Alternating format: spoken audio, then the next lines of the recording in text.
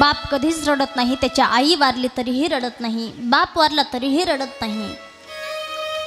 रडतो तो फक्त मुलगी सासरी जाताना आणि मुलाने घराच्या बाहेर काढेल त्यावेळेला. आणि मग खरं पाहिलं तर महाराज, या जगामध्ये मुलीच्या आणि बापाच्या प्रेमाला कोणीही उपमा देता येणार नाही. कारण मुलीचं आणि बापाचं जे प्रेम असतं, असं म्हणतात आईचं मुलावर प्रेम असतं आणि बापाचं मुलीवर प्रेम असतं. त्या मुलीला आपल्या बापाची चिंता असते, बाबा आता विवाह करून जर मी सासरी गेले तर पाठीमागं माझ्या बापाची काळजी कोण घेईल. त्याची पहाडाची छाती, त्याचे हृदय गुलाब, त्याच्या घामाच्या थेंबांना सोन्या रुपयाचा रुबाब. बाप तलवार ढाल, बाप पेटती मशाल, बाप जागतो म्हणून घर झोपत खुशाल. उल्या ढाली करतो हा बाप फक्त घरासाठी, शिव्या शाप या जगाचे बाप घेतो सारे माथी. घर बायकांनी मुलं यांना जगवण्यासाठी, बाप होतो वेडा पिसा एका पैशासाठी. मुलीचं लग्न जवळ यावं, मुलाचं शिक्षण जवळ यावं, त्या बापाच्या जीवाची घालमेल पाहावी. कुणाच्या उमऱ्यावरती जाईल, कुणाच्या बोटासकट पाय धरेल, कुणासमोर हात जोडेल, काकुळतीला येईल. तो बाप त्या लेकरासाठी, त्या मुलांसाठी, घरासाठी किती कष्ट करतो. घर बायकांनी मुलं यांना जगवण्यासाठी, बाप होतो वेडा पिसा एका पैशासाठी. बाप साठवी तो अश्रुवाट पाही त्या क्षणाची, जन्मभराचे रडतो लेक जाताना सासरी. बाप कधीच रडत नाही महाराज, फक्त बाप दोनदा रडतो. ज्यावेळेला स्वतःची मुलगी सासरी जाईल त्यावेळेला, दुसरं म्हणजे स्वतःचा मुलगा त्याला घराच्या बाहेर काढेल त्यावेळेला फक्त दोनदा रडतो. बापाचं एकदा रडणं स्वाभाविक आहे महाराज. मुलीच्या प्रेमापोटी रडतोय, लहानपणापासून तिचा सांभाळ केलेला आहे, एकदा रडणं ठीक आहे. पण दुसऱ्यांदा जर त्या बापाला रडावं लागत असेल त्यामध्ये आपली चुकी आहे. आपण काहीतरी केलं असेल की माझ्या बापाला रडावं लागते.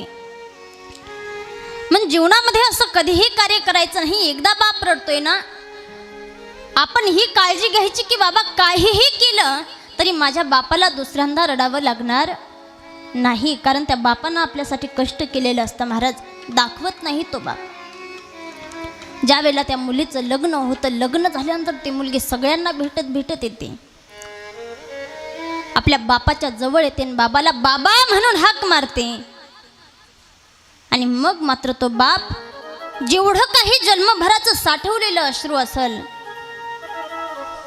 ते सगळं अश्रू त्या ठिकाणी महाराज आपल्या मुलीसमोर व्यक्त करत असतो. बाप कधीच रडत नाही, त्याची आई वारली तरीही रडत नाही, बाप वारला तरीही रडत नाही. रडतो तो फक्त मुलगी सासरी जाताना आणि मुलाने घराच्या बाहेर काढेल त्यावेळेला. आणि मग खरं पाहिलं तर महाराज, या जगामध्ये मुलीच्या आणि बापाच्या प्रेमाला कोणीही उपमा देता येणार नाही. कारण मुलीचं आणि बापाचं जे प्रेम असतं, असं म्हणतात आईचं मुलावर प्रेम असतं आणि बापाचं मुलीवर प्रेम असतं. त्या मुलीला आपल्या बापाची चिंता असते, बाबा आता विवाह करून जर मी सासरी गेले तर पाठीमागं माझ्या बापाची काळजी कोण घेईल. त्या मात्या पित्यांनी किती कष्ट केले पहा. बाप साठवी तो अश्रुवाट पाही त्या क्षणाची, जन्मभराचे रडतो लेक जाताना सासरी. जाने जपले मुलांना तळ हाती पाकळ्यात अशा बापासाठी यावी थोडी आसव डोळ्यात. बाप थकल्यावरती त्याचा बनावा आधार, काय उपयोग पुन्हा किती घातले पितर. बाप जिवंत असताना त्याला पोटाला पोटभर अन्न दिलं नाही, अंगाला अंगभर कपडा दिला नाही, मग तो गेल्यानंतर किती पितर घातले म्हणजे समाधान होणार आहे किंवा तो सुखी होणार आहे. आहेत तोपर्यंत आपल्या माता पित्यांना सांभाळा. कारण महाराज, माता पिता जर तुमच्या दाराच्या ओट्यावरती बसलेले असतील तर कोणत्याही दृष्ट माणसाची हिंमत होणार नाही तुमच्या घराकडे वाकड्या नजरेनं पाहण्याची. ही ताकद त्या मात्या पित्यांमध्ये असते. मात्या पित्यांचं कष्ट दिसत नाही महाराज. थोडे मुलं मोठे व्हायला लागले की मुलांना वाटतं काय कळतं त्यांना. आमच्या मात्या पित्यांना काही कळत नाही, सहज बोलतात. माझ्या बापाला काहीच कळत नाही, माझ्या आईला काहीच कळत नाही. अरे तू जरी त्या ठिकाणी आता समजदार झाला असला तरी सुद्धा त्या मात्या पित्यांनी महाराज लहानपणापासून सांभाळ केलेला आहे. आज तू थोडं शिकला असला म्हणून त्यांना अडाणी समजून जमणार नाही महाराज. कारण आपण ज्या वेळेला लहान होतो महाराज, आपण किती त्रास त्यांना दिला त्यांचं त्यांना माहिती आहे, बरोबर की नाही. आज आम्हाला वाटतं आमच्या माता पित्यांनी काय केलं आमच्यासाठी, पण त्यांनी जे आपल्यासाठी केलं ते काय आपल्याला शब्दात सांगता येणार नाही. कारण काय आहे, प्रत्येक गोष्ट महाराज शब्दातून व्यक्त होणारी नसते. आणि म्हणून त्या ठिकाणी प्रत्येकाने आपापल्या माता पित्यांची सेवा करायची आहे. माता पित्यांनी आपलं बालपणामध्ये रक्षण केलेलं आहे, पालन पोषण केलेलं आहे. आणि आता त्यांचं म्हातारपण हे एक बालपण असतं महाराज.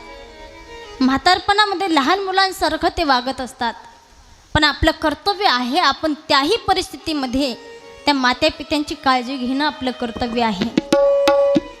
आणि फक्त मंडपामध्ये आहे तोपर्यंत माना डोलवायच्या, मंडपाच्या बाहेर गेलं की म्हणायचं त्यांचं काय सांगण्याचं कामच असतंय, असं करायचं नाही.